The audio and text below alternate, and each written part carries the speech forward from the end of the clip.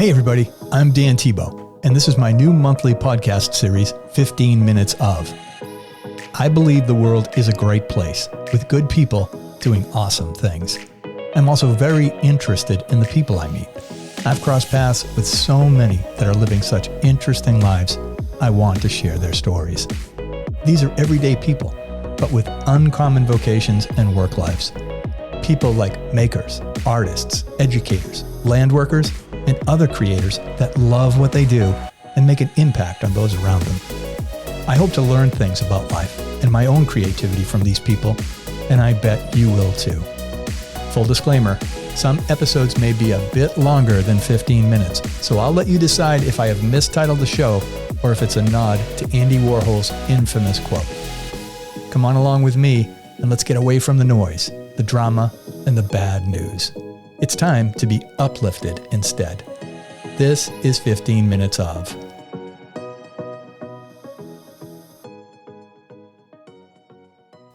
Today, my guest is Scott Ouellette. He is a self-taught classical solo guitarist living in a quiet little town called Rowley, Mass.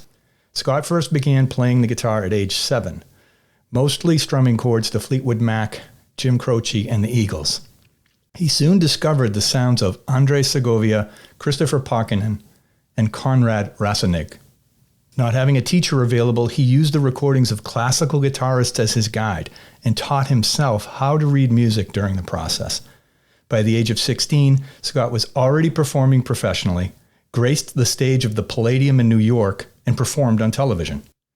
After graduating high school, Scott was accepted to Berklee College of Music in Boston, where he studied guitar performance and theory.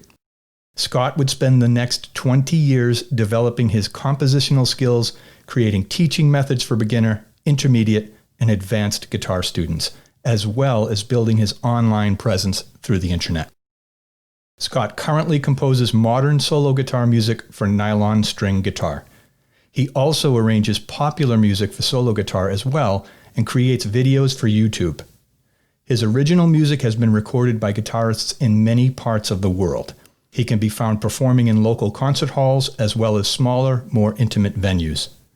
It is my pleasure to welcome him to my studio and finally meet one of my most favorite guitarists in the world. Scott, welcome to 15 Minutes Of. Thank you, Dan. It's great to be here. We connected on YouTube, actually. That's I've right. been a fan of your channel for years. We met briefly in Newburyport one day. You were playing on the downtown plaza, although neither one of us can really clearly remember that. That's right. It was so long ago. But recently on YouTube, I saw Alexandra Whittingham play one of your pieces of music, and so I dove back into your channel. I bought the transcription for the piece from your website, and as a random gift, you sent me an entire collection of some of your transcriptions, which was so generous, and I decided to reach out to you, and here we are. Yep. This is what I call my Get to Know You segment, just a few short questions and answers, perhaps things you would never be asked in everyday conversation, and I'm hoping just to shed a little bit more light on you.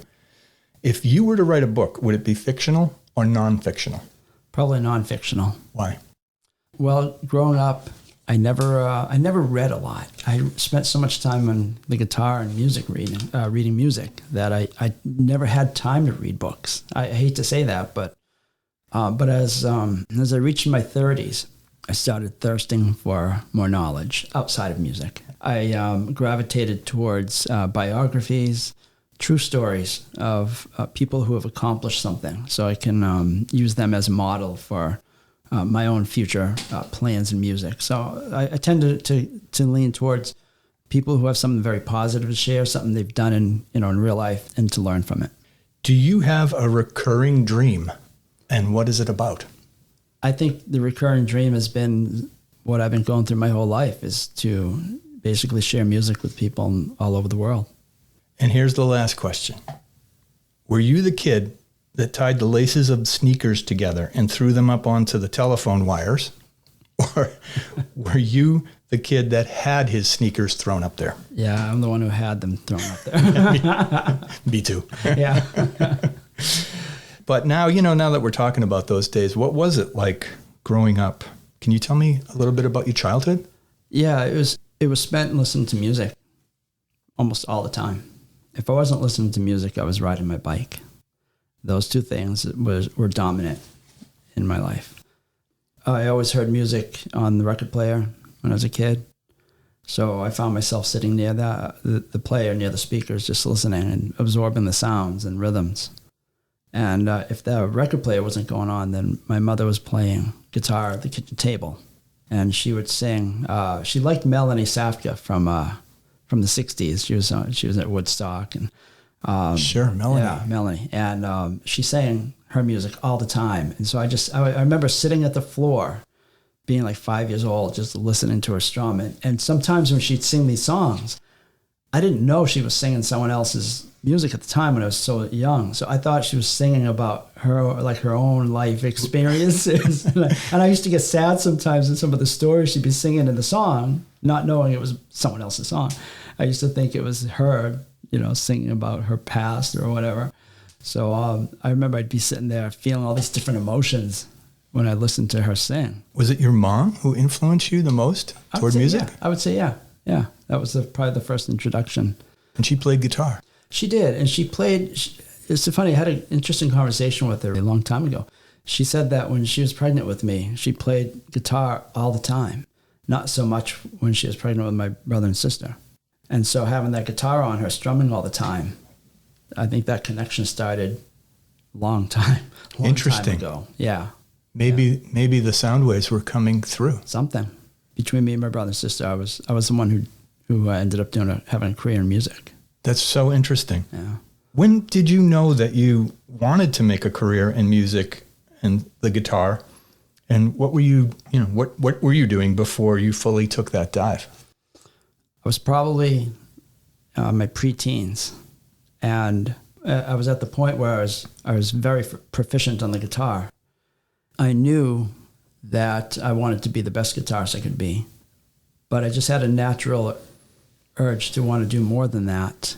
I benefited from the comfort of listening to classical and Spanish guitar music for hours every day. I'm the type of person that I believe that you shouldn't get something for nothing. So I wanted to give back in some way, and I wasn't sure how at that age, not having the internet or anything around us. I had no clue how I was going to do it, really. I just knew that I needed to at least get past the first step of becoming the most proficient guitarist I could, and we'll just see where life takes me at that time. But I knew I wanted to give back to the world of guitar, so I knew I would dedicate my life to the guitar. That's fantastic. Yeah. Talking about music, and what value does it have in our lives? Or more specifically, what value does music have in your life? Why is it so important to you? I think anyone could ask themselves that question. It's an easy question to answer. I mean, you look at the beginning of time, at the beginning, when you're born, and there's music there. A little baby will be laying in the crib and has the little thing there circling above them, Winnie the Pooh thing with the music. Mm. So music is right there from the very beginning, at every stage of your life, every milestone. You graduate high school, you have the pomp and circumstance playing. Your birthdays, your weddings. I mean, everything has some kind of music associated with it. Take music out of the equation. What do you got? You have a life that's in black and white. I learned early in life that music is a valuable asset that we hold, and sometimes we just take it for granted. Sometimes. Let's talk about your YouTube channel, and also about Lucero Guitars. You have an affiliate relationship with them? What's that like? Well, before I was playing these guitars, I had been playing the Cordoba guitars for a long time. They're really nice guitars. And I still like them to this day. One day I was just in the music store and I saw the Lucero brand. And the guitar I play is more of a 7/8 scale. It's a little smaller guitar. And that fit me a little bit better. And I like the tone of it. And the feel, everything just fit like a glove. And it was very reasonably priced. And in this day and age where there's so many overpriced guitars, that obviously helped in my case. I think at that time I was a self-employed musician, and that really helped. So I bought it, and I loved it so much that I just wanted to let the company know that. I wanted to just had a natural urge to share that with the world too. I wanted to let everyone else know if they're in a position where they can't afford a hand-built guitar, they can get this guitar, the Lucero brand, with a decent tone, dependability, and the price is just right. So I mentioned it to them, and we just started talking. We came up with the idea of I would help to share the Lucero name through my videos. So I insert links and just try to help advertise as much as I can with all the exposure I'm getting on my YouTube channel. It really has helped generate some sales for them, and that's a good thing. You don't have to spend a lot of money on a guitar to get something of high value. I also want to talk about Sicus Guitars. Oh, yeah. They are a renowned guitar salon, selling the finest instruments made by the very best luthiers in the world, past and present. They have in their inventory some of the most rare and expensive guitars on the planet. Mm-hmm. And recently, you submitted a recording to their YouTube channel, which has 250,000 subscribers, by the way, and they accepted. You played your latest piece entitled Cullare la Tempesta. Yeah. And with that, you have joined a prestigious group of performers such as Anna Vidovic and Alexandra Whittingham. Tell us how that came about, and what does it feel like to be included in that mix of talent? Well, I had known of Sicus Guitars, and when I found out that they were accepting submissions, I wanted to try my hand at it because it goes in line with my goal that I made when I was 12, and to share my music with the world. So if they have a lot of followers, that would help. So I submitted the video. They accepted it. I was very happy that they enjoy my music and that they would upload the video onto their channel. It's always a treat and an honor to see someone enjoy my music. Yeah, I certainly love that piece of music. And I was wondering, Scott, would you play that for us now? Oh, of course.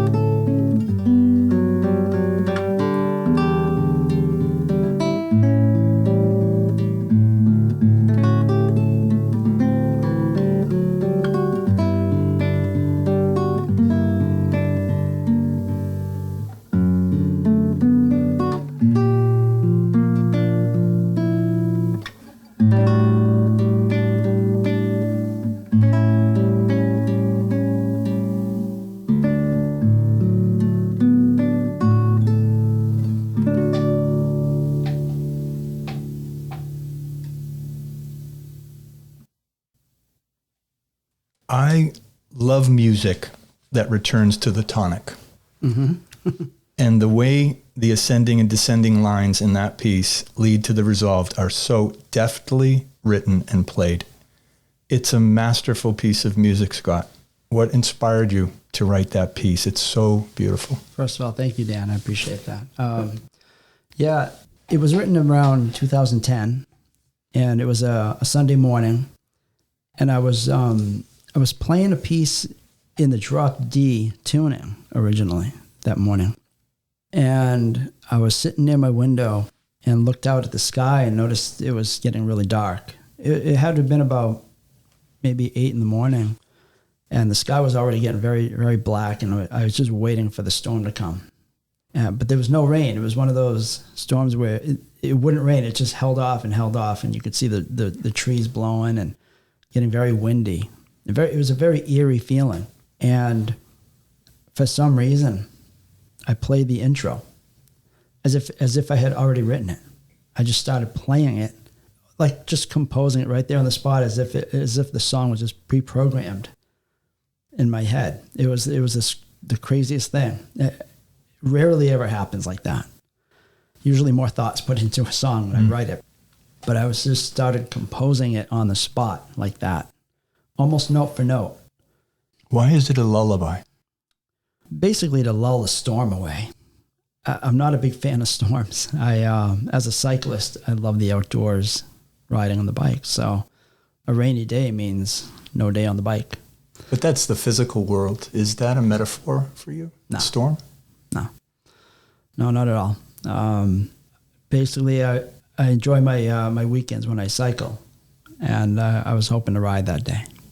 So I was going for something really deep I know you there, and it's refreshing. Yeah, but so the trade-off was a well-known song now. So I don't mind giving up a day of riding for a song that people all over the world are playing now. Scott, if you could go back and talk with your 25-year-old self, what advice would you give? What would you share with a young person today who's passionate and motivated toward music? I don't think there's anything I would tell myself. I think everything I did was right on track, spot on. I was really focused growing up. I knew what I wanted to do. That's how I've always been. If there's something I want, I write out the plan in my head, and I don't waste any time. I just get it done. And so everything I was doing from age 12 on was planned and well thought out, and everything worked out perfectly. I don't think there's anything I would change. Not at all. At this point in your life, Do you think you will strive to be more productive or more creative? Probably more productive. I've spent decades, being creative on the guitar. But as I get older, sometimes I get distracted by things. I just, I want to relax more maybe, or just, we're talking decades of gigs and performances, teaching, transcribing guitar music, everything. It's just been a whirlwind of musical projects since I was a kid. These days now, sometimes I just feel like sitting outside, just staring out into nothing, or taking a bike trip for 3 hours. I'm always striving to be a little bit more productive. Okay. And what is next for you? Believe it or not, I've stopped composing for the guitar. I stopped a few years ago. One of the reasons is because I've written enough pieces to accomplish my goal. I told myself years ago, I just want to compose a large body of works for guitar and share it with the world. And I've done every type of a feel or type of music that would reach all different types of people. So my job is done on the guitar. My next stage would be the lever harp. I was introduced to the harp back in the early 90s, and I found it very different but similar to the guitar. The strings are the same feel, the way I pluck the strings. It's almost just like a progression towards something similar to the guitar, but very different at the same time. And so I've actually started composing on that instrument now. And I have a nice harp at the house, and ready to move forward with that instrument. So I've got another 3 decades or so of playing the harp now. Okay, so you're not going to stop creating. That's good news. Right. On the guitar, yes, but on the harp, it's going to be a whole brand new project. And speaking of this library of music you have and your YouTube videos and your transcription service, you have a couple of websites. Yeah, I have my primary that I have, which, I have my shows on there, pictures, all, And of course your YouTube channel. And then my YouTube channel, and as well as my my transcribing website where I transcribe guitar music for other solo guitarists. Yeah, so we can find you very easily by doing a Google search, and yes, all those links will come up. And I encourage everybody to do so, and I'm going to put those links in the show notes as well. Great, fantastic. Thank you, Scott. This is the first episode of my new podcast series, 15 Minutes Of. I can't think of a better person to kick it off. I really, really appreciate you coming here and sharing the story with us, and especially for playing that beautiful piece of music. Thank you. It's been great being here.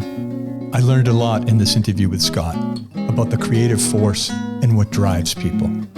My big takeaway from this episode was his response to my metaphor question. I may have fell on my sword, but I learned something terribly important. We often think that the creative force comes from somewhere deep inside of us. But it can also be as simple as gloomy weather keeping us from going outside. I learned that passion is passion, and it doesn't matter where it comes from or what inspires us to keep pushing toward our dreams. We just keep pushing. Until next time, I'd like to leave you with the idea that the world is a great place, filled with good people, and they are doing awesome things. Look for them, and never stop creating. I'm Dan Thibeault. This is 15 Minutes Of.